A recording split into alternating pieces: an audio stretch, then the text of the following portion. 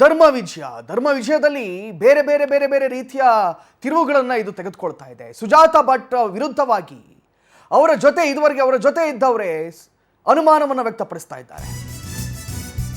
ಅನನ್ಯ ಭಟ್ ಪ್ರಕರಣದಲ್ಲಿ ಸುಜಾತಾ ಸುಳ್ಳಿನ ಸುರಿಮಾಲೆ,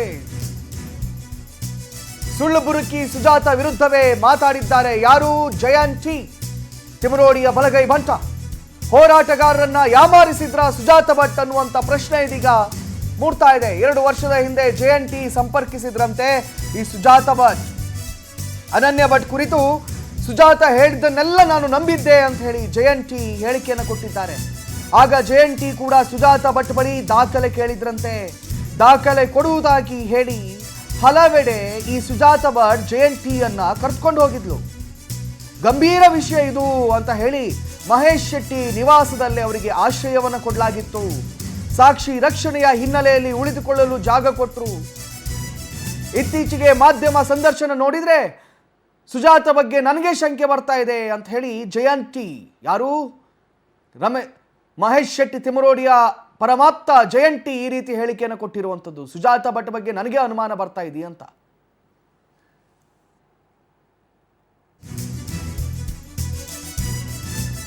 ಇನ್ನು ಕುತಂತ್ರಿಗಳಿಂದಲೇ ಬಯಲಾಗ್ತಾ ಇದೆ ಒಬ್ಬೊಬ್ಬರದ್ದೇ ಹುನ್ನಾರ.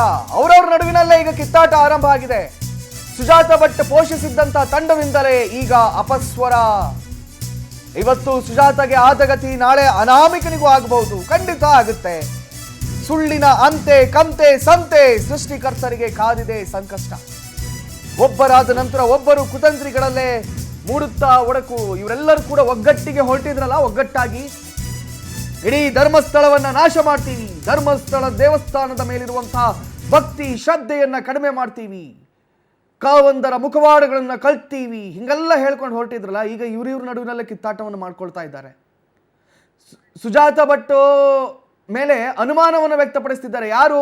ಇದೇ ತಂಡ, ಯಾರು ಇದುವರೆಗೆ ಅವರನ್ನ ಪೋಷಿಸಿದ್ರು ಅದೇ ತಂಡ ಅವ್ರ ಮೇಲೆ ಅನುಮಾನವನ್ನು ವ್ಯಕ್ತಪಡಿಸ್ತಾ ಇದೆ. ಇದ್ರ ಬಗ್ಗೆ ಹೆಚ್ಚಿನ ಮಾಹಿತಿಯನ್ನು ನೀಡಲಿಕ್ಕೆ ನನ್ನ ಜೊತೆ ರೂಪೇಶ್ ಅವರು ಸಂಪರ್ಕದಲ್ಲಿದ್ದಾರೆ. ರೂಪೇಶ್, ಏನಿದು ಇವರೆಲ್ಲ ಒಟ್ಟಿಗಿದ್ರಲ್ಲ, ಇವ್ರ ನಡುವಿನಲ್ಲೇ ಕಿತ್ತಾಟಗಳು ಶುರುವಾಗಿದೆ, ಇವ್ರ ನಡುವಿನಲ್ಲೇ ಒಬ್ಬರ ಮೇಲೆ ಅನುಮಾನ, ಒಬ್ಬರ ಮೇಲೆ ಇನ್ನೊಬ್ಬರ ಮೇಲೆ ಅನುಮಾನಗಳು ವ್ಯಕ್ತಪಡಿಸ್ತಾ ಇದ್ದಾರೆ. ಏನಾಗ್ತಾ ಇದೆ ರೂಪೇಶ್ ಇಲ್ಲಿ? ಕಾರ್ತಿಕ್ ಧರ್ಮಸ್ಥಳದಲ್ಲಿ ಶವಗಳನ್ನು ಹೂತಿಟ್ಟ ಆರೋಪ ಪ್ರಕರಣದಲ್ಲಿ ಒಂದಿಷ್ಟು ವಿಚಾರವನ್ನ ಬಯಲಿಗೆಳುವಂತ ಪ್ರಯತ್ನವನ್ನು SIT ಮಾಡ್ತಾ ಇದೆ. ಯಾಕಂತ ಹೇಳಿದ್ರೆ ನಿನ್ನೆ ರಾತ್ರಿ ಸಮಗ್ರವಾಗಿ ವಿಚಾರಣೆಯನ್ನ ಮಾಡಿದ್ರು. ಇಲ್ಲಿ ಅನಾಮಿಕನನ್ನ ಕರೆದು ಒಂದು ಹಲತಾವಾಗ ಇನ್ವೆಸ್ಟಿಗೇಷನ್ ಅನ್ನು ಮಾಡಿದ್ರು. ಏನೇನ್ ಆಗ್ತಾ ಇದೆ ಎಲ್ಲ ವಿಚಾರ ತಿಳ್ಕೊಳ್ಳೋ ಪ್ರಯತ್ನ ಮಾಡಿದ್ರು.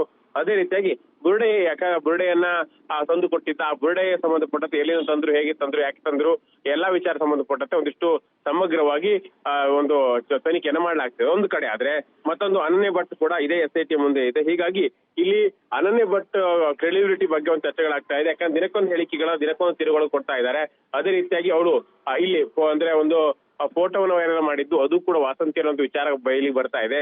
ಹೀಗಾಗಿ ಅವಳ ಹೇಳಿಕೆಯಿಂದ ಹೋರಾಟಗಾರರಿಗೆ ಕೂಡ ಡ್ಯಾಮೇಜ್ ಆಗ್ತಾ ಇದೆ. ಯಾಕಂತ ಹೇಳಿದ್ರೆ ಸುಜಾತಾ ಭಟ್ ಅನ್ನ ಡಿಪೆಂಡ್ ಮಾಡ್ಕೊಳ್ಳಿಕ್ಕೆ ಕೂಡ ಸಾಧ್ಯ ಆಗ್ತಾ ಇಲ್ಲ. ಯಾಕಂತ ಹೇಳಿದ್ರೆ ಸುಜಾತಾ ಭಟ್ ಹಿಂದೆ ಇಲ್ಲಿ ಜಯಂತ್ ಅವರು ಸಂಪರ್ಕಿಸಿದಾಗ ಒಂದಿಷ್ಟು ವಿಚಾರವನ್ನು ಹೇಳ್ಕೊಂಡಿದ್ರು. ಆವಾಗ ಅಯ್ಯೋ ಹೌದು ಅನನ್ಯ ಭಟ್ಟಿಗೆ ಅನ್ಯಾಯ ಆಗಿದೆ ಈ ತರ ವಿಚಾರವನ್ನ ಜಯಂತ್ ಕೂಡ ನಂಬ್ಕೊಂಡಿದ್ರಂತೆ. ಅದಾದ ಬಳಿಕ ಹೋಗಿ ಈಗ ಯಮಾರಿದ್ರು ಅನ್ನೋ ವಿಚಾರಗಳು ಬಯಲಿಗೆ ಬೀಳ್ತಾ ಇದೆ.